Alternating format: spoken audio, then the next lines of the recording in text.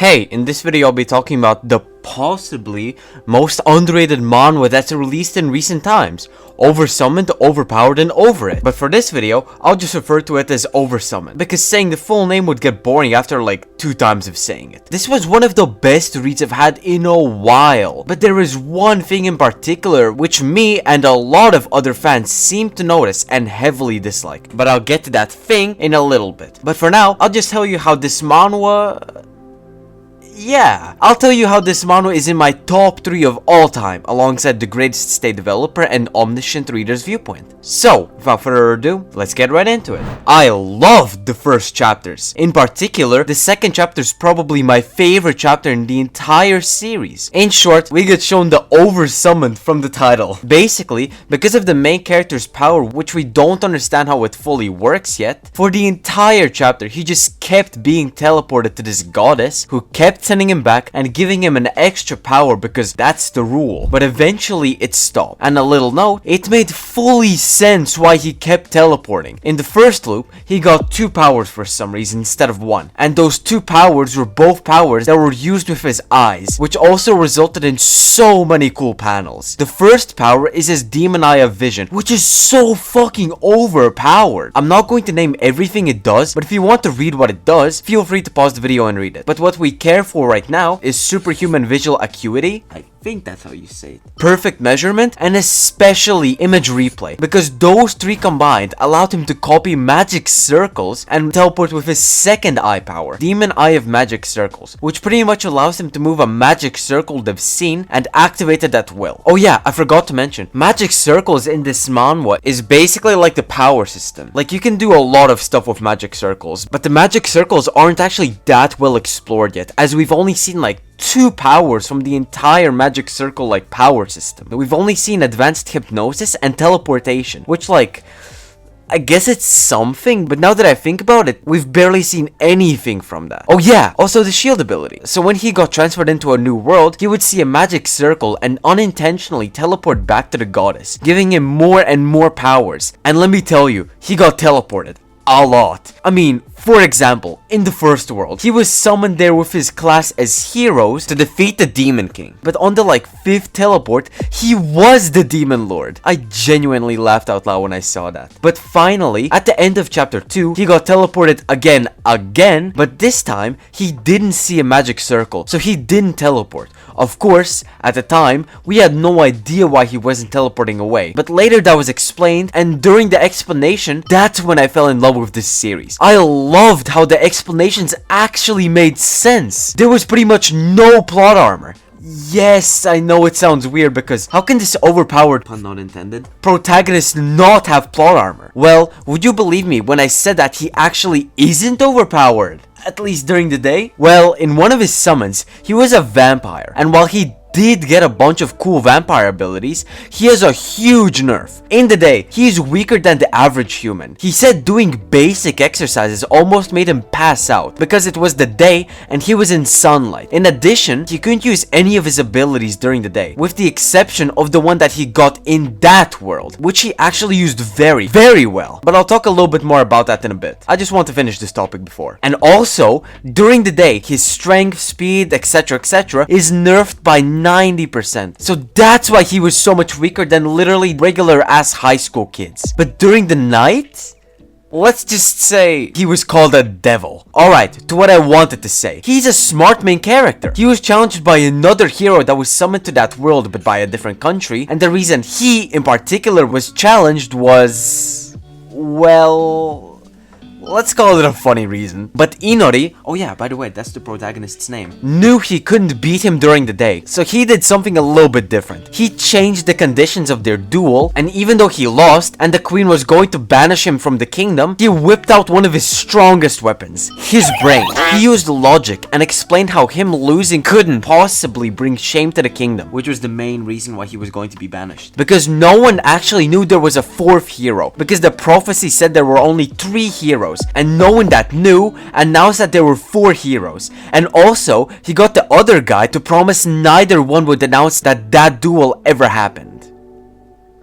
also bribery.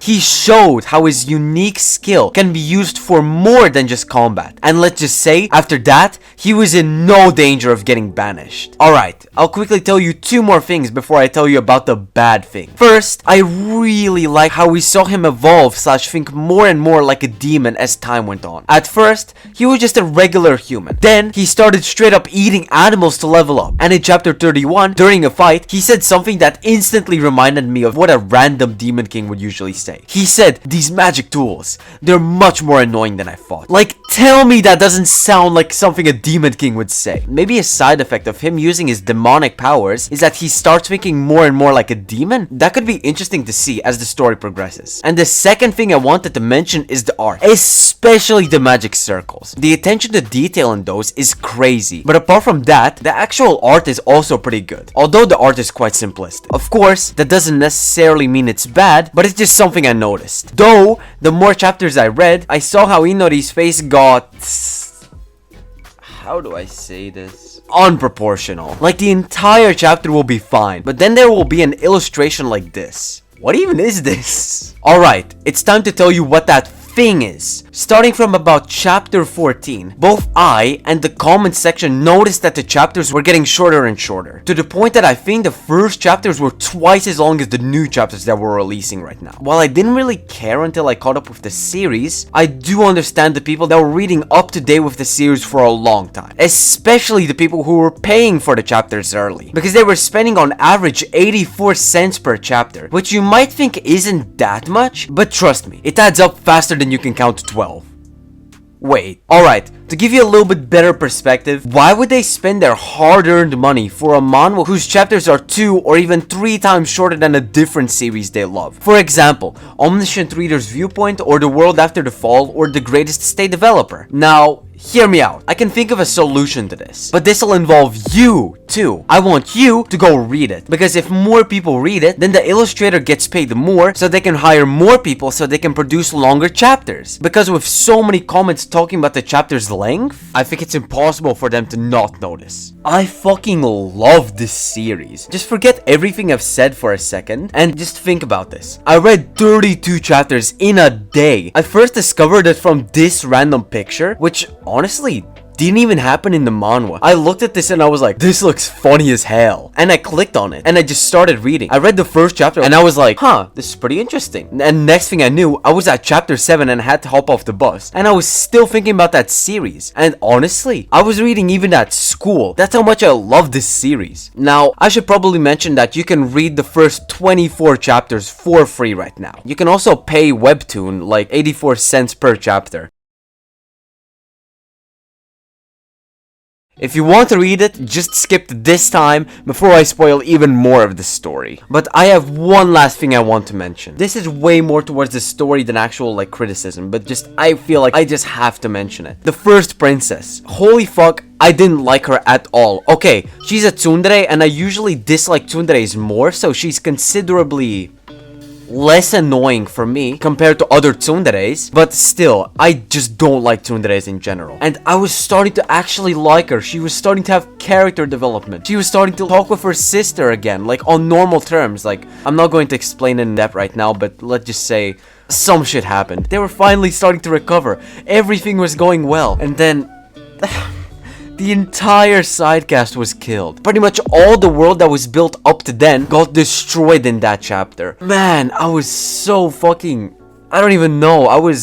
I don't think I was mad. I felt so many emotions in this moment. Like, they killed the entire sidecast. Like, I was low-key mad because I was actually getting invested. Like, at the happiest moment in the entire series, probably, they just cut it off. They turned a full 180. Like, as I just said, everything was starting to finally improve.